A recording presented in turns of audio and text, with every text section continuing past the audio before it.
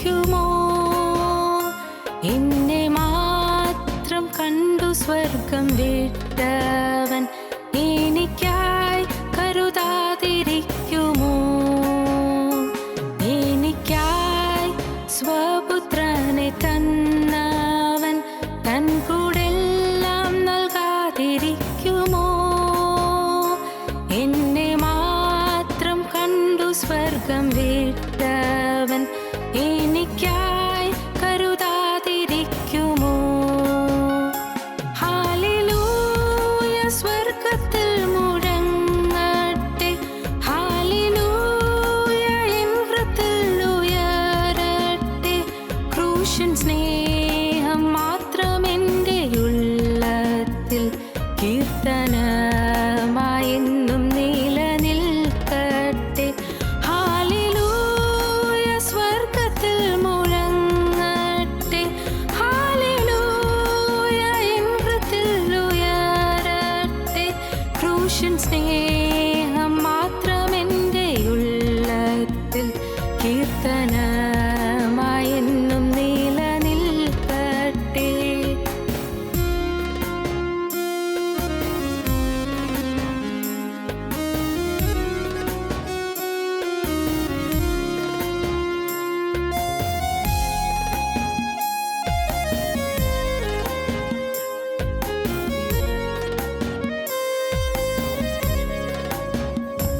N പേർക്കായി യാഗമൃഗമായവൻ എൻ്റെ കണ്ണീർ കാണാതിരിക്കുമോ? എല്ലാവരാലും ഒറ്റപ്പെട്ട കുഞ്ഞാടു കാണവരെ ഉയർത്താതിരിക്കുമോ? എൻ പേർക്കായി യാഗമൃഗമായവൻ എൻ്റെ കണ്ണീർ കാണാതിരിക്കുമോ?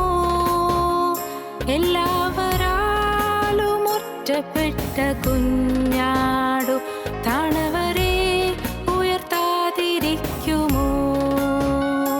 ഹല്ലേലൂയ സ്വർഗ്ഗത്തിൽ മുഴങ്ങട്ടെ, ഹല്ലേലൂയ എൻ ഹൃദയത്തിൽ ഉയരട്ടെ.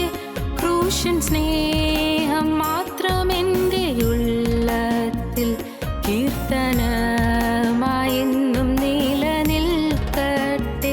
ഹല്ലേലൂയ സ്വർഗ്ഗത്തിൽ മുഴങ്ങട്ടെ, ഹല്ലേലൂയ എൻ ഹൃദയത്തിൽ ഉയരട്ടെ. ക്രൂശൻ സ്നേഹം മാത്രം എൻ്റെ ഉള്ളത്തിൽ കീർത്തനമായി എന്നും നിലനിൽക്കട്ടെ. ഞങ്ങളും ക്രൂശിക്കപ്പെട്ട ക്രിസ്തുവിനെ പ്രസംഗിക്കുന്നു. ദൈവത്തിന് സ്തോത്രം. ദൈവത്തിന് നാമം മഹത്വപ്പെടട്ടെ. ഇന്ന് കരഞ്ഞുകൊണ്ട് വന്നവർ ചിരിച്ചുകൊണ്ട് പോകുന്ന ദിവസമായി തീരട്ടെ. ഇന്ന് രോഗത്തോടെ വന്നവർ രോഗസൗഖ്യം പ്രാപിച്ചുകൊണ്ട് പോകുന്ന ദിവസമായി തീരട്ടെ. തലമുറകളുടെ ശാപം പേർക്കൊണ്ട് വന്നവരെ ശാപങ്ങൾ മാറിപ്പോകുന്ന ദിവസമായി തീരട്ടെ. ഇത് യഹോവ ഉണ്ടാക്കിയ ദിവസം. ദൈവത്തിന് സ്തോത്രം. നമുക്ക് വായിക്കാം 112 സങ്കീർത്തനത്തിൻ്റെ 24 വാക്യം. ഇത് യഹോവ ഉണ്ടാക്കിയ ദിവസം, ഇന്ന് നാം സന്തോഷിച്ച് ആനന്ദിക്കുക. യഹോവ ഉണ്ടാക്കിയ ദിവസം, ഇന്ന് നാം സന്തോഷിച്ച് ആനന്ദിക്കുക. ഇത് യഹോവ ഉണ്ടാക്കിയ ദിവസം. ദൈവത്തിന് സ്തോത്രം. ദൈവത്തിന് വലിയ നാമം മഹത്വപ്പെടട്ടെ.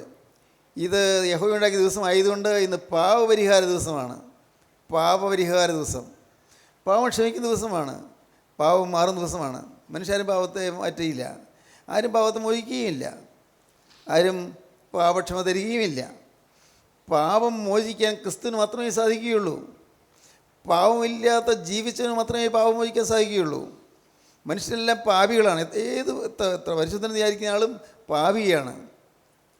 മനുഷ്യരെല്ലാം പാപികളാണ് എല്ലാവരും. എന്നാൽ പാപമില്ലാത്ത ഒരാളേ ഉള്ളൂ ലോകത്ത്, കർത്താവായ യേശുക്രിസ്തു. യേശുക്രിസ്തു വന്നിരിക്കുന്നത് പാപം മോചിക്കാനാണ്. ഇത് പാപപരിഹാര ദിവസമാണ്. ഇത് സന്ദർശന ദിവസമാണ്. സന്ദർശനം, വിസിറ്റേഷൻ, സന്ദർശന ദിവസമാണ്. ദൈവം നമ്മെ സന്ദർശിക്കുന്ന ദിവസമാണ്. സ്തോത്രം. ഇത് രക്ഷാ ദിവസമാണ്. സുപ്രസാദ കാലമാണ്. രക്ഷയുടെ ദിവസമാണ്. ഇത് യഹോവയുടെ പ്രാകാരങ്ങൾ കഴിക്കുന്ന ഒരു ദിവസം 1000 ദിവസത്തേക്കാൾ ഉത്തമമായ അത്യന്തം മനോഹരമായ ദിവസമാണ്. യഹോവയുടെ പ്രകാരങ്ങൾ കഴിക്കുന്ന ഒരു ദിവസം വേറെ 1000 ദിവസത്തേക്കാൾ ഉത്തമമാണ്. ദൈവത്തിൻ്റെ സന്നിധിയിൽ ചേർന്നിരിക്കുന്ന സമയം, ഏറ്റവും ഉത്തമമായ സമയം. ദൈവത്തിന് സ്തോത്രം. മാത്രമല്ല, ദൈവത്തിന് സ്തോത്രം, ഇത് ദൈവം പ്രസാദിക്കുന്ന ദിവസമാണ്. ആക്സെപ്റ്റബിൾ ഡേ, ദൈവം അംഗീകരിക്കുന്ന ദിവസമാണ്. സ്തോത്രം. ഇതൊക്കെ നാം ചിന്തിച്ചതാണ്. അതുകൊണ്ട് ഇത് ആവർത്തിക്കുകയല്ല, ഒന്ന് ഓർത്തു മാത്രമേ ഉള്ളൂ.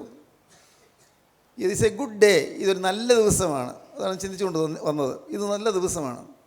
ഇറ്റ്സ് എ ഗുഡ് ഡേ, നല്ല ദിവസം. അത് നിങ്ങൾക്ക് പറയാൻ പറ്റുമോ? ഇതൊരു ഗുഡ് ഡേ, നല്ല ദിവസം. എന്തുകൊണ്ട്?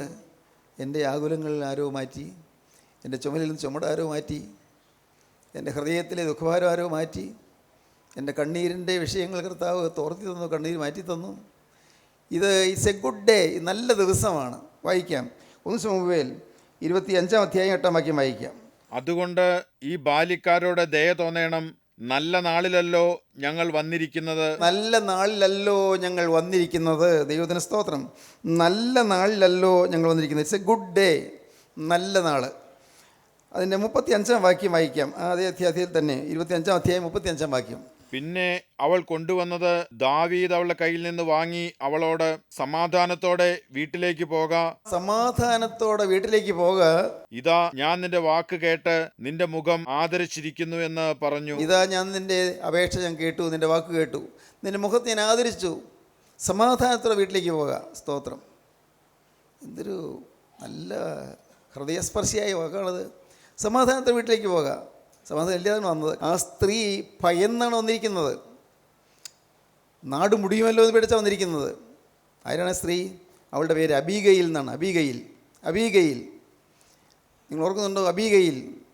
നാബാൽ എന്നാണ് അവളുടെ ഭർത്താവിൻ്റെ പേര്. നാബാൽ ദുഷ്ടനായിരുന്നു, ദൈവദൂഷകനായിരുന്നു, കൊള്ളരത്തനായിരുന്നു.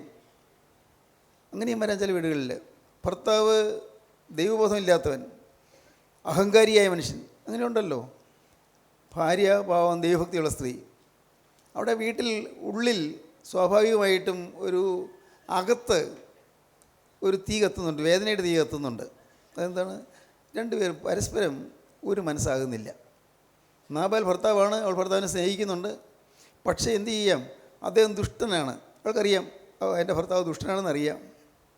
വേദവസം പറയുന്നത്, അവനെക്കുറിച്ച് പറയുന്നത് ദുഷ്ടനായിരുന്നു എന്നാണ്. ഈ നാബാൽ ദുഷ്ടനായിരുന്നു. നാബാലിൻ്റെ ഭാര്യ അബീഗയിൽ നല്ലവളായിരുന്നു. അവൾ ഹൃദയശുദ്ധിയുള്ളവളായിരുന്നു. ദൈവത്തിന് സ്തോത്രം. നമ്മുടെ പല ഭവനങ്ങളിലും ഇങ്ങനെയും വരാം, മറിച്ചും വരാം. ഭാര്യ നല്ലവൾ അല്ലെങ്കിൽ ഭാര്യ മോശപ്പെട്ടവൾ, സ്വഭാവശുദ്ധി ഇല്ലാത്തവൾ, ഭർത്താവ് നല്ല മനുഷ്യൻ, അങ്ങനെയും വരാം. രണ്ടും കൂടി ചേർച്ചയായിട്ട് ഒരേ സ്വഭാവം, ഒരേ സ്നേഹം, ഒരേ മനസ്സ്, ഒരേ ലാക്ക്, ഒരേ ലക്ഷ്യമായി കിട്ടുന്നൊരു ഭാഗ്യമല്ലേ? നിങ്ങൾ ചിന്തിച്ചിട്ടുണ്ടോ അങ്ങനെ? ഭാര്യയും ഭർത്താവും ഒരു ഹൃദയമായിരിക്കുക, ഒരു മനസ്സായിരിക്കുക. നിഷ്കളങ്ക സ്നേഹമേ അവിടെയുള്ളൂ. വിവാഹം കഴിച്ച കാലത്തേക്കാൾ സ്നേഹം കൂടിക്കൂടി വരുന്നു. വിവാഹം കഴിച്ച കാലത്ത് തീർച്ചയായിട്ടും ഒരു സ്നേഹത്തിൻ്റെ ഒരു വലിയ ആവേശമുണ്ടല്ലോ. അതിനേക്കാൾ സ്നേഹം കൂടിക്കൂടി വരുന്നു പ്രായമാകും തോറും. എന്തുകൊണ്ട്? അവിടെ ദൈവാത്മാവ് വസിക്കുന്നു. നമ്മുടെ കുടുംബങ്ങളിൽ ദൈവാത്മാവ് വസിക്കണം. നമ്മുടെ കുടുംബങ്ങളിൽ ദൈവത്തിന് സമാധാനം വസിക്കണം. നമ്മുടെ കുടുംബങ്ങളിൽ ഭാര്യാഭർത്താക്കന്മാർ തമ്മിലുള്ളതായ സ്നേഹം വർദ്ധിച്ച് വരണം. അങ്ങനെ വരുമ്പോൾ നമ്മുടെ കുഞ്ഞുങ്ങൾ നന്നായി വരും. നമ്മുടെ കുഞ്ഞുങ്ങൾ അവർ ഐശ്വര്യമുള്ളവരായിത്തീരും. അവരുടെ ജീവിതം ഭാസനമായിത്തീരും. അവരുടെ ഭാവി ശോഭനമായിത്തീരും. എത്രയോ കുഞ്ഞുങ്ങളാണ് മനസ്സ് വേദനിച്ച് കഴിയുന്നത്. അവർ സ്വഭാവദൂഷത്തിലേക്ക് പോകുന്നതിന് കുറ്റം പറഞ്ഞിട്ട് കാര്യമില്ല ഒരു കണക്കിന്. കാരണം എന്നും വീട്ടിൽ വഴക്ക്. ഇനി അഥവാ കുറച്ച് സംസ്കാരമൊക്കെ ഉള്ളതുകൊണ്ട് വലിയ വഴക്കൊന്നും പുറമേ കാണിക്കുന്നില്ല, വഴക്ക് അടിക്കുന്നില്ല, കോപിച്ച് സംസാരിക്കുന്നില്ല. പക്ഷേ വീട്ടിലുള്ള കുഞ്ഞുങ്ങൾക്കറിയാം അപ്പനും അമ്മയും തമ്മിൽ ഒരു ഐക്യമില്ല എന്ന്. അപ്പനും അമ്മയും തമ്മിൽ വലിയ വാക്കേറ്റമോ വാക്ക് തർക്കമോ അടിപിടിയൊന്നും ഇല്ല. പക്ഷേ എങ്കിലും പിള്ളേർക്ക് മനസ്സിലാകും എന്തോ ഉണ്ട്, അപ്പനും അമ്മയും തമ്മിൽ ഒരകൽച്ചയുണ്ട്. അത് അവരുടെ ജീവിതത്തെ ബാധിക്കും, അവരുടെ ബുദ്ധിയെ ബാധിക്കും, അവരുടെ വിദ്യാഭ്യാസത്തെ ബാധിക്കും. അവർക്ക് ലഭിക്കാവുന്ന ഔന്നത്യങ്ങൾ നേടുന്നതിന് അത് തടസ്സമായി തീരും. അപ്പനും അമ്മയും ഒരു ഹൃദയമാണെങ്കിൽ ആ കുട്ടികൾ വഴുതിപ്പോകാൻ സാധ്യതയില്ല, തെറ്റിപ്പോകാൻ സാധ്യതയില്ല. അപ്പനും അമ്മയും ഒരു ഹൃദയമാണെങ്കിൽ ആ മക്കൾ വഴിതിരി പോവുകയില്ല. ഉറപ്പാണ്. ഒരു ഹൃദയമായിരിക്കണം, ദൈവവിശ്വാസമുള്ളവരായിരിക്കണം, ദൈവത്തെ ഭയമുള്ളവരായിരിക്കണം. മാതാപിതാക്കൾ ദൈവഭയമുള്ളവരാണെങ്കിൽ ഒരു വിശ്വാസം, ഒരേ ലക്ഷ്യം, ജീവിതത്തിൽ ലക്ഷ്യമേ ഉള്ളൂ. യേശുക്രിസ്തുവിൻ്റെ വചനം പ്രസ്താവിക്കുക, യേശുക്രിസ്തുവിൻ്റെ വചനം ലോകത്ത് പരത്തുക. എത്രത്തോളം പരത്താൻ സാധിക്കും അത്രത്തോളം സാധിക്കുക. ഇത് മാത്രമേ ഉള്ളൂ. ആ ലക്ഷ്യത്തിൽ നിൽക്കുകയാണെങ്കിൽ നിങ്ങളുടെ മക്കൾ ഒരിക്കലും നഷ്ടപ്പെട്ടു പോവില്ല. നിങ്ങൾ വിശ്വസിക്കൂ. ഇന്ന് വഴിതെറ്റിപ്പോകുന്ന മകനും തിരിച്ചു വരും. ഇന്ന് അരുതാത്ത ജീവിതം നയിക്കുന്ന അവളും തിരിച്ചു വരും. എങ്ങനെ വരും? അപ്പനും അമ്മയും വിശുദ്ധരായി നിൽക്കണം, ഉറപ്പാണ്, വിശുദ്ധരായി നിൽക്കണം. അതിനുള്ള കൈപരിപാടിയാണ് നോക്കേണ്ടത്. നമ്മുടെ കുഞ്ഞുങ്ങൾക്ക് നല്ലത് വരണമെന്നല്ലേ നമ്മൾ ആഗ്രഹിക്കുന്നുള്ളത്, അല്ലേ? അങ്ങനെയാണല്ലോ. നമ്മുടെ കുഞ്ഞുങ്ങൾക്ക് നല്ല ഭാവി കിട്ടണം, നല്ല വിദ്യാഭ്യാസം കിട്ടണം, നല്ല ജോലി കിട്ടണം, നല്ല വരുമാനം കിട്ടണം, നല്ല ഉന്നതമായ പദവികളൊക്കെ കിട്ടണം, ഇതൊക്കെ നാം ആഗ്രഹിക്കുന്നു, നല്ലതാണ്. പക്ഷേ നാം അത് ആഗ്രഹിക്കുമ്പോഴും അത് ലഭിക്കുന്നതിന് തടസ്സമായി നിൽക്കരുത്. എങ്ങനെ? നമ്മുടെ കുടുംബജീവിതത്തിൽ ശൈഥില്യം സംഭവിക്കരുത് എന്ന് പറഞ്ഞാൽ കുടുംബജീവിതത്തിൽ അയഞ്ഞു പോകരുത്. കുടുംബജീവിതം അവിടെ ഏതെങ്കിലും തരത്തിൽ അഭിപ്രായ വ്യത്യാസം വരരുത്. നാബാൽ ദുഷ്ടനായിരുന്നു, അബിഗയിൽ വളരെ ശാന്ത സ്വഭാവമുള്ളതായിരുന്നു. ഒരു കണക്കിന് അതുകൊണ്ട് ഒരു ഗുണം കിട്ടിയേനെ. നാബാൽ അവൾ പറയുന്നെങ്കിൽ അനുസരിച്ചിരുന്നെങ്കിൽ ഗുണം കിട്ടിയേനെ. ഈ ഭാര്യ പറയുന്നത് നല്ല വാക്കാണെന്ന് ഭർത്താവിന് തോന്നുന്നില്ല, അവൻ്റെ അഹങ്കാരം സമ്മതിക്കുന്നില്ല. ഭാര്യ അബിഗയിൽ പറയുന്നത് നല്ലതാണെന്ന് അവന് തോന്നുന്നില്ല. കാരണം അബിഗയിൽ പറഞ്ഞെന്താണെന്നറിയാമോ? അന്ന് ആ പ്രദേശത്ത് ദാവീദിൻ്റെ കൂടെ ഒരു കൂട്ടം സൈന്യവും ശൗൽ രാജാവിൻ്റെ കൊട്ടാരത്തിൽ നിന്ന് അപകടം ഭയന്ന് ഓടിപ്പോകുന്ന കാലമാണ്. ദാവീദ് സൈന്യവും അവിടെ മലകളിൽ സഞ്ചരിക്കും, മലച്ചെരുവുകളിൽ കൂടെ നടക്കും. അങ്ങനെ അവരെ ഉപജീവനാർത്ഥം പല സാധനങ്ങൾ വാങ്ങുകയും എല്ലാം സമ്പാദിക്കുകയൊക്കെ ചെയ്യും. എങ്ങനെ പോകുമ്പോൾ സമയത്ത് ഈ നാബാലിന് ആടുകളുടെ രോമം കത്തിരിക്കുന്ന ഒരു അടിയന്തരമുണ്ടെന്ന് കേട്ടു. ധനവാനാണ് നാബാൽ, വലിയ സമ്പന്നനാണ്. ആ അടിയന്തരത്തിൽ ഉണ്ടാക്കുന്ന വിശിഷ്ട ഭോജനങ്ങൾ കുറേ കിട്ടിയിരുന്നെങ്കിൽ എനിക്കും എൻ്റെ ആളുകൾക്ക് നല്ലതായിരുന്നല്ലോ. അവർക്ക് ഭക്ഷണം കഴിക്കാൻ കിട്ടില്ല, നല്ല ഭക്ഷണമൊന്നും കിട്ടുന്നില്ല. ഇപ്പോൾ ഞങ്ങൾ സ്വന്തം വീട് വിട്ട് അലയുന്നവരല്ലേ, സ്വന്തം കൊട്ടാരം വിട്ട് അലയുന്നവരല്ലേ. അതുകൊണ്ട് ഞങ്ങൾ ജീവിതത്തിൽ വിഷമം അനുഭവിക്കുന്നവരാണ്, കുറച്ച് ആഹാരം കിട്ടിയെങ്കിൽ നല്ലതായിരുന്നു എന്ന് ദാവീദിന് തോന്നി. ദാവീദ് ആളയച്ചു നാബാലിൻ്റെ വീട്ടിലേക്ക് ആളയച്ചു. നിൻ്റെ ആ വലിയ മിഷ്ടാന്ന ഭോജനം ഒരുക്കുന്ന ആ സദ്യയിൽ കുറേ ഞങ്ങൾക്ക് തരണം. ഞങ്ങളുടെ ആളുകൾ നിങ്ങൾക്ക് ഉപകാരമേ ചെയ്തിട്ടുള്ളൂ, എൻ്റെ കൂടെയുള്ള ആളുകൾ എല്ലാം ഉപകാരമേ ചെയ്തിട്ടുള്ളൂ. നിൻ്റെ ആടുകൾക്ക് കേടുവരാതെ നോക്കി, നിൻ്റെ ആട്ടിടയന്മാർക്ക് ദോഷം വരാതെ നോക്കി, അങ്ങനെ നിൻ്റെ കാര്യങ്ങളെല്ലാം ഞങ്ങൾ കൂടി സഹായിച്ചാൽ നിൻ്റെ ആടുകൾ ഇത്രയും ഭംഗിയായിട്ടും സുഭിക്ഷമായിട്ടും ജീവിക്കുന്നത്. പക്ഷേ നാബാൽ കേട്ടപ്പോൾ ഒട്ടും കുലുങ്ങിയില്ല. നാബാലിന് തോന്നി ഇങ്ങനെയൊക്കെ ഓരോ കാര്യം പറഞ്ഞ് യാചിക്കുന്ന ആളുകൾ ധാരാളമുണ്ട്, അതൊന്നും ചെയ്തു കൊടുക്കേണ്ട ആവശ്യമില്ല. ഈ ദാവീദാര് സ്വന്തം കൊട്ടാരം വിട്ട് ഓടിപ്പോന്നല്ലേ, സ്വന്തം അമ്മായിപ്പനെ വൈരാഗ്യപ്പെട്ട് ശൗൽ രാജാവിനോട് വൈരാഗ്യപ്പെട്ട് പോകുന്നതല്ലേ, ശൗൽ രാജാവ് വേട്ടയാടുന്നതല്ലേ. അങ്ങനെയുള്ള അഹങ്കാരികളൊക്കെ ഉണ്ട്, അവർക്കൊന്നും ഇവിടെ ഭക്ഷണം കൊടുക്കാനൊന്നും ഇല്ല. മുഖത്തടിച്ചതുപോലെ ദാവീദിൻ്റെ ആളോട് പറഞ്ഞു വിട്ടു. അപ്പോൾ ദാവീദിനെ ഉള്ളു നൊന്തു, ദാവീദിന് വലിയ വേദന തോന്നി. ദാവീദ് ഒരു കാര്യം ചെയ്തു, വേദപുസ്തകം വായിച്ച് കാണാം. ദാവീദ് ഒരു കാര്യം ചെയ്തു, വേഗം നിങ്ങളെ യുദ്ധത്തിനൊരുക്കിക്കൊള്ളുക. ഇത്രയും കാലം ഈ നാബാലിൻ്റെ ആടുകളെയും ആട്ടിടയന്മാരെയും നമ്മൾ സംരക്ഷിക്കുന്നതിന് ഒരു ചെറിയ സഹായം ചോദിച്ചപ്പോൾ തന്നില്ലല്ലോ. അവിടെ നാബാലിൻ്റെ കൂട്ടത്തിലുള്ള ഒരു ആൺ പ്രജയെ വെച്ചേക്കത് എല്ലാവരെയും കൊന്നുകളയുക.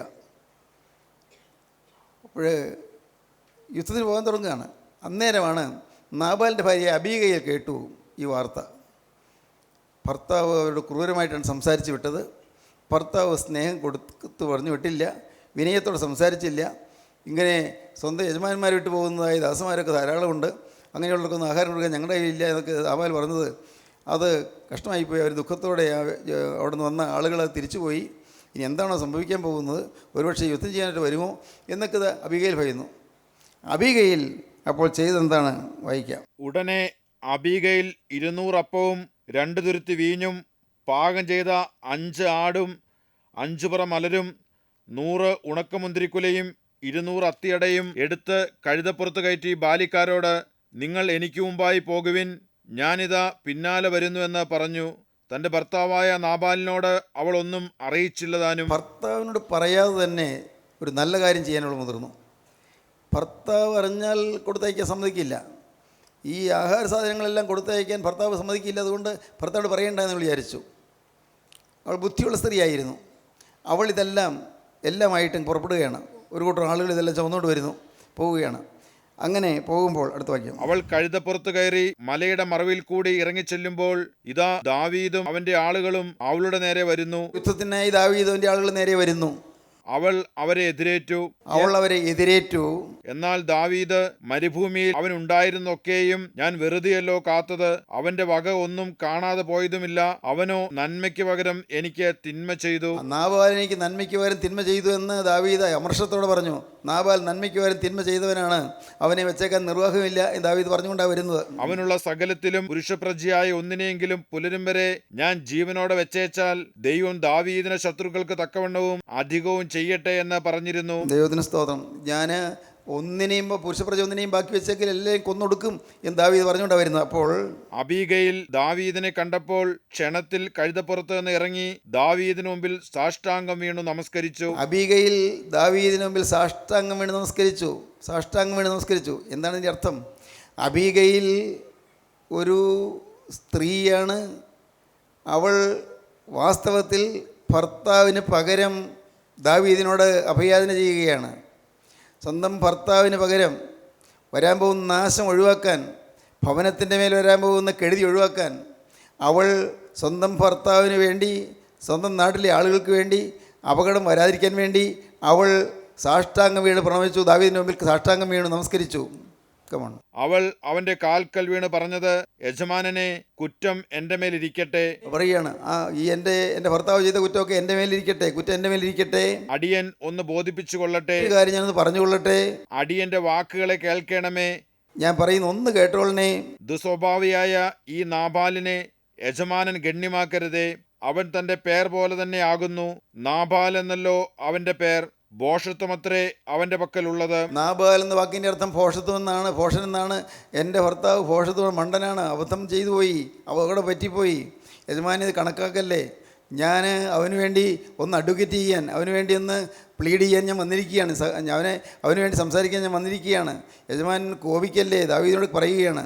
ആ സ്ത്രീ വിനയപൂർവ്വം നിന്ന് ദാവീദിനോട് അപേക്ഷിക്കുകയാണ്. പിന്നെ അടിയനോ യജമാനൻ അയച്ച ബാലിക്കാരെ കണ്ടിരുന്നില്ല. ആകയാൽ യജമാനനെ, യഹോവയാണേ, നിന്നാണേ, രക്തപാതകവും സ്വന്ത കൈയാൽ പ്രതികാരവും ചെയ്യാതവണ്ണം യഹോവ നിന്നെ തടുത്തിരിക്കുന്നു. നിന്റെ ശത്രുക്കളും യജമാനന് ദോഷം വിചാരിക്കുന്നവരും നാബാലിനെ പോലെ ആകട്ടെ. ഇപ്പോൾ യജമാനന്റെ അടുക്കൽ അടിയൻ കൊണ്ടുവന്നിരിക്കുന്ന ഈ കാഴ്ച യജമാനന്റെ പരിപാലകരായ ബാലിക്കാർക്കിരിക്കട്ടെ. അടിയന്റെ കുറ്റം ക്ഷമിക്കണമേ. ദൈവത്തിന് സ്തോത്രം. പ്രിയപ്പെട്ടവരെ, ഇവിടെ ഈ അബീഗയിൽ വാസ്തവത്തിൽ പ്രതീകമാണ്, ഒരു സിംബലാണ്, ഒരു പ്രതിരൂപമാണ്, ഒരു ദൃഷ്ടാന്തമാണ്. നമ്മുടെ ഓരോരുത്തരുടെയും, മനുഷ്യരായി നമ്മുടെ ഓരോരുത്തരുടെയും ഒരു പ്രതീകമാണ്. നമ്മുടെ സ്വന്തപ്പെട്ടവരായി പൂർവ്വ പിതാക്കന്മാർ ഒരുപക്ഷെ പല ദുഷ്കൃത്യങ്ങളും ചെയ്തു കാണും. നമ്മുടെ സ്വന്തപ്പെട്ടവരെന്തെങ്കിലും ദുഷ്കൃത്യം ചെയ്തു കാണും. അല്ല, ഒരുപക്ഷെ നാം എന്തെങ്കിലും ചെയ്തു കാണും.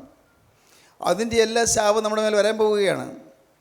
പൂർവികമായ ചില ശാപങ്ങൾ നമ്മുടെ പൂർവികരെ ഒരുപക്ഷെ ആരെയും കൊന്നിട്ടുണ്ടാകുമോ? അന്നെല്ലാം കൊല്ലുമുള്ള കാലം പാവപ്പെട്ട സാധുവായ മനുഷ്യനെ ഉപദ്രവിച്ചിട്ടുണ്ടാകുമോ? വിധവയെ നശിപ്പിച്ചിട്ടുണ്ടാകുമോ? അവമാനിച്ചിട്ടുണ്ടാകുമോ? കൊള്ളകൾക്ക് കൂട്ടുന്നത് കാണുമോ? പൂർവികന്മാരുടെ കാലം നമുക്ക് അറിഞ്ഞുകൂടാ. എന്തായിരുന്നു? വല്ല മന്ത്രവാദമോ ആഭിചാരമോ ഉണ്ടായിരിക്കുമോ? വല്ല ക്ഷുദ്രപ്രയോഗങ്ങളോ അന്ധവിശ്വാസങ്ങളോ പുലർത്തി വന്നവരായിരിക്കുമോ?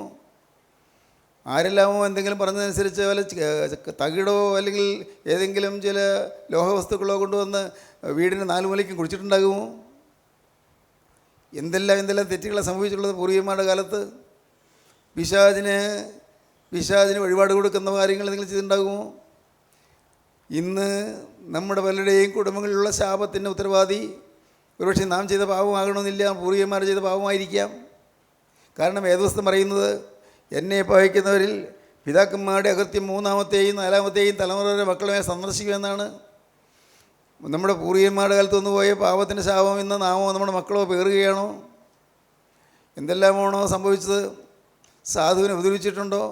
അഗതിയെ വേദനിപ്പിച്ചിട്ടുണ്ടോ? ആരും തുണയില്ലാത്തതിനെ ഏതെങ്കിലും തരത്തിൽ മർദ്ദിച്ചിട്ടുണ്ടോ? അന്ന് ചോദ്യം ചെയ്യാൻ ആരുമില്ലാത്ത കാലത്ത് എന്തെങ്കിലും അക്രമങ്ങൾ ചെയ്തിട്ടുണ്ടോ? അന്യതയെ തന്ത്രപൂർവ്വം തട്ടിയെടുത്തിട്ടുണ്ടോ? സ്വത്തോ ഭൂമിയോ അപഹരിച്ചിട്ടുണ്ടോ? ഇതെല്ലാം പിറകെ വരുന്നു. ഈ പാപങ്ങളെല്ലാം പിറകെ വരികയാണ്. ദൈവത്തിന് സ്തോത്രം. ഒരുപക്ഷെ നമുക്ക് പറയാം, ഞാനൊന്നും ചെയ്തില്ല, എനിക്കൊരു ഓർമ്മയുമില്ല. ശരിയായിരിക്കാം, നിനക്ക് ഓർമ്മയില്ലായിരിക്കാം. പക്ഷേ എൻ്റെ പൂർവികന്മാരുടെ കാലത്ത് എന്തെങ്കിലുമൊക്കെ സംഭവിച്ചു കാണും, സംശയിക്കേണ്ട. അതെല്ലാം ശാപമായി നിൻ്റെ കുടുംബത്തിന്മേൽ നിൽക്കുന്നു, നിൻ്റെ മക്കളുടെ മേൽ നിൽക്കുന്നു. ദൈവത്തിന് സ്തോത്രം. ഇവിടെ ദാവീദ് ക്രിസ്തുവിൻ്റെ ഒരു പ്രതീകമാണ്. ദാവീദ് ക്രിസ്തുവിൻ്റെ പ്രതീകമാണ്. നാബാൽ നമ്മുടെ ജീവിതത്തിലെ അനർത്ഥത്തിൻ്റെ ഒരു പ്രതീകമാണ്. ദൈവത്തിന് സ്തോത്രം. അപ്പോഴാണ് ആ കുടുംബത്തിൽ നിന്ന്, നാബാലിൻ്റെ കുടുംബത്തിൽ നിന്ന് ഒരാളിതാ ദാവീദിൻ്റെ അടുക്കൽ നിന്ന് സാഷ്ടാംഗം വീഴുന്നത്. ദൈവത്തിന് സ്തോത്രം. കുടുംബത്തിന്മേൽ ശാപമുണ്ട്. അതുകൊണ്ടാണ് വഴക്ക് മാറാത്തത്, അതുകൊണ്ടാണ് മുൻകോപം മാറാത്തത്, അതുകൊണ്ടാണ് കൊള്ളരുതാത്ത ബന്ധങ്ങൾ മാറാത്തത്, അതുകൊണ്ടാണ് മക്കൾ വഴിതെറ്റി പോകുന്നത്, അതുകൊണ്ടാണ് മക്കൾ അന്യ പുരുഷൻ്റെ കൂടെ ഇറങ്ങി ഓടുന്നത്. പ്രിയപ്പെട്ടവരെ, അതുകൊണ്ടാണ് വലിയ ധനനഷ്ടങ്ങൾ വരുന്നത്, അതുകൊണ്ടാണ് വലിയ വലിയ കടുത്ത വേദനാ വിഷയങ്ങൾ വരുന്നത്. ഇതെല്ലാം പിന്നാലെ വരികയാണ്. കരയേറ്റം കിട്ടുന്നില്ല, മുന്നോട്ട് നീങ്ങാൻ പറ്റുന്നില്ല, മനസ്സ് വെറുങ്ങലിച്ച് നിൽക്കുന്നു, മനസ്സ് അസ്വസ്ഥമായി നിൽക്കുന്നു. ഇല്ലേ? അനേകരുടെ ജീവിതം അങ്ങനെയല്ലേ? എന്നാൽ ദൈവത്തിന് സ്തോത്രം, കർത്താവായ യേശു നേരെ വരുന്നു. ചെല്ലുക, മുൻകടന്ന് ചെല്ലുക, യേശുവിൻ്റെ മുമ്പിലേക്ക് സാഷ്ടാംഗം വീഴുക. യേശുവിന് മുമ്പിൽ നബിയിൽ ചെയ്തതുപോലെ, ദാവീദിന് മുമ്പിൽ ചെയ്തതുപോലെ നാം യേശുവിൻ്റെ തിരുമുമ്പാകെ ചെന്ന് അവൻ്റെ കാൽക്കലങ്ങ് വീഴുക. കർത്താവേ, എനിക്ക് അറിഞ്ഞുകൂടാ പൂർവികന്മാരുടെ കാര്യത്തിൽ എന്തെല്ലാമാണ് നടന്നതെന്ന്, പക്ഷേ എനിക്കൊന്നറിയാം, ഞാനൊരു പാവിയാണെന്നറിയാം. പൂർവികന്മാരുടെ കാലം പോകട്ടെ, എൻ്റെ ജീവിതത്തിൽ കർത്താവെ ഞാൻ അറിയാതെയും കുറേയേറെ പാപങ്ങൾ വന്നുപോയി. കർത്താവെ, നീ എല്ലാം കാണുന്നു, നീ എല്ലാം അറിയുന്നു, എനിക്ക് ന്യായം പറയാൻ ഒന്നുമില്ല. സ്തോത്രം, ദൈവത്തിന് സ്തോത്രം. പ്രിയപ്പെട്ടവരെ, നിങ്ങൾക്ക് പറയാൻ ദൈവത്തോട് എനിക്ക് ന്യായം പറയാൻ ഒന്നുമില്ല, അവകാശം പറയാനും ഒന്നുമില്ല. എൻ്റെ കർത്താവെ, തിരുമുമ്പാകെ വരുമ്പോൾ എനിക്ക് ദുഃഖിക്കാനേ ഉള്ളൂ, എനിക്ക് കരയാനേ വകയുള്ളൂ. കർത്താവെ, തിരുമുമ്പാകെ വരുമ്പോൾ എനിക്ക് എന്നിൽ അഭിമാനിക്കാൻ ഒന്നുമില്ല, നല്ലതെന്ന് പറയാൻ ഒന്നും എൻ്റെ ജീവിതത്തിലില്ല.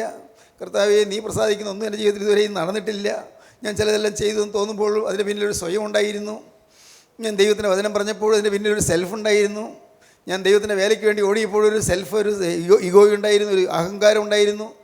കർത്താവെ, എല്ലാം തിന്മയുടെ കാലങ്ങൾ, നഷ്ടത്തിൻ്റെ കാലങ്ങൾ, കർത്താവെ, എല്ലാം അപകടം പിടിച്ച കാലങ്ങൾ, എനിക്ക് നന്മ പറയാനൊന്നുമില്ല. അതുകൊണ്ട് ഞാനിതാ തിരുമുമ്പാകെ ഞാൻ വരുന്നു. എൻ്റെ പൂർവികന്മാരുടെയും എൻ്റെ ബന്ധപ്പെട്ടവരുടെയും എൻ്റെയും പാവം വഹിച്ചുകൊണ്ട് ഞാനിതാ വരുന്നു. കർത്താവെ, ഞാനിതാ വന്ന് തിരുമുമ്പാകെ ഞാൻ കുമ്പിടുന്നു. ദൈവത്തിന് സ്തോത്രം. ദൈവത്തിന് വലിയ നാമം മഹത്വപ്പെടട്ടെ. എൻ്റെ സഹോദരീ സഹോദരങ്ങളെ, നിങ്ങളങ്ങനെ പറയുമ്പോഴാണ് പരിശുദ്ധാത്മാവ് നിങ്ങളുടെ മേൽ തീ പോലെ ഇറങ്ങി വരുന്നത്. അങ്ങനെ നിങ്ങൾ സമർപ്പിക്കുമ്പോഴാണ് നിങ്ങളുടെ ബന്ധനങ്ങളെല്ലാം അറുത്തു മാറുന്നത്, ബന്ധങ്ങളിലെ കെട്ടുകളെല്ലാം പൊട്ടിപ്പോകുന്നത്. ദൈവത്തിന് സ്തോത്രം. നിങ്ങളുടെ ജീവിതത്തിൽ അത്ഭുതങ്ങൾ നടക്കുന്നപ്പോഴാണ്, അപ്പോഴാണ് നിങ്ങൾ ഇതുവരെ അനുഭവിക്കാത്ത വലിയൊരു ശാന്തത അനുഭവിക്കുന്നത്. ദാവീദിനെ അബിഗയിൽ എതിരേറ്റു. നമുക്ക് നമ്മുടെ കർത്താവായ യേശുവിൻ്റെ നേരെ എളിമയോടെ ചെന്നുകൊണ്ട് നിലം പറ്റ താഴ്ന്നുകൊണ്ട്, കർത്താവേ, ഞാനിതാ തകർന്നവനായി വരുന്നു, നാഥ, ഞാനിതാ തകർന്നവളായി വരുന്നു. എൻ്റെ കുടുംബത്തിലെ പല പ്രശ്നങ്ങൾക്കും ഞാനാണ് ഉത്തരവാദി. എൻ്റെ കർത്താവേ, എൻ്റെ ഭർത്താവ് തെറ്റായ വഴിയിൽ കൂടെ പോകുന്നതിന് ഞാനാണ് ഉത്തരവാദി. ഞാൻ ചെയ്യേണ്ട കടമകൾ നിർവഹിക്കാതെ പോയതാണ്. ഞാൻ എൻ്റെ ഭർത്താവിനെ മാനിക്കേണ്ടതുപോലെ മാനിക്കാത്തതാണ്. എൻ്റെ ഭാര്യയെ സ്നേഹിക്കേണ്ടതുപോലെ സ്നേഹിക്കാത്തതാണ്. കർത്താവെ, എൻ്റെ മക്കൾക്ക് വേണ്ട വാത്സല്യം ഞാൻ കൊടുക്കാതിരുന്നതാണ്. കർത്താവെ, പണസംബന്ധമായ കാര്യങ്ങളിൽ എനിക്ക് ക്രമക്കേട് വന്നിട്ടുണ്ട്, കൈക്കൂലി വാങ്ങിയിട്ടുണ്ട്, അഴിമതിയെ കൂട്ടു നിന്നിട്ടുണ്ട്, കള്ളക്കേസിൽ ഞാൻ സാക്ഷി പറഞ്ഞിട്ടുണ്ട്. എൻ്റെ കർത്താവെ, തെറ്റുകൾ സംഭവിച്ചു പോയി, പലതും വന്നുപോയി. പ്രിയപ്പെട്ടവരെ, എണ്ണിയാൽ തീരുമോ പാപങ്ങളത്രയും, എണ്ണിയാൽ തീരാത്ത പാപങ്ങൾ എല്ലാം സംഭവിച്ചു പോയി. ദൈവത്തിന് സ്തോത്രം. ക്രൂരമായ സ്വഭാവമായിരുന്നു എനിക്ക്, കോപിച്ച് കോപക്രാന്തനായി ജ്വലിക്കുന്ന സ്വഭാവമായിരുന്നു എനിക്ക്. എൻ്റെ കർത്താവെ, വീട്ടിലുള്ളവരോടും കോപിക്കും, മറ്റുള്ളവരോടും കോപിക്കും, കൂട്ടായ്മയിലുള്ളവരോടും കോപിക്കും, കൂട്ടായ്മയിൽ ചിത്രം ഉണ്ടാക്കും. എൻ്റെ കർത്താവെ, പല തെറ്റുകൾ എനിക്ക് സംഭവിച്ചു പോയി. നാഥ, എന്നോട് ക്ഷമിക്കണമേ. ഇങ്ങനെ പറഞ്ഞുകൊണ്ട് താണ് ചെന്ന് ആ ക്രിസ്തുവിൻ്റെ ഭാഗത്തിൽ നാം വീഴുക. അബിഗയിൽ ചെന്ന് വീണു സാഷ്ടാംഗം പ്രണമിച്ചു. യഹോവ യജമാനന് സ്ഥിരമായ ഒരു ഭവനം പണിയും. യഹോവയുടെ യുദ്ധങ്ങളെയല്ലോ യജമാനൻ നടത്തുന്നത്. സ്തോത്രം. അടിയൻ്റെ കുറ്റം ക്ഷമിക്കണേ. പാവറ്റൊന്നും ചെയ്തില്ലല്ലോ. അബിഗയിൽ കുറ്റമല്ലോ ചെയ്തോ? ഒരു കുറ്റം ചെയ്തില്ലല്ലോ. സ്വന്തം ഭർത്താവിൻ്റെ കുറ്റം അവളെ ഏറ്റെടുക്കുകയാണ്. അടിയൻ്റെ കുറ്റം പൊറുക്കണമേ. സ്തോത്രം. നോക്കൂ, നിങ്ങൾ വിശ്വസിക്കുമോ? നിങ്ങളുടെ ജീവിതത്തിൽ ഭർത്താവിനോ ഭാര്യയ്ക്കോ മക്കൾക്കോ അല്ല മാതാപിതാക്കൾക്കോ എന്തെങ്കിലുമൊക്കെ തെറ്റ് പറ്റിയെങ്കിൽ നിങ്ങൾ ആ കുറ്റം വഹിച്ചുകൊണ്ട് നിങ്ങൾ ചെല്ലണം. നിങ്ങൾ നിഷ്കളങ്കരായി നിന്നുകൊണ്ട്, നിങ്ങൾക്ക് പാവമൊന്നും ഉണ്ടായിരിക്കരുത്, ആ കുറ്റം നിങ്ങൾ ഏൽക്കുക.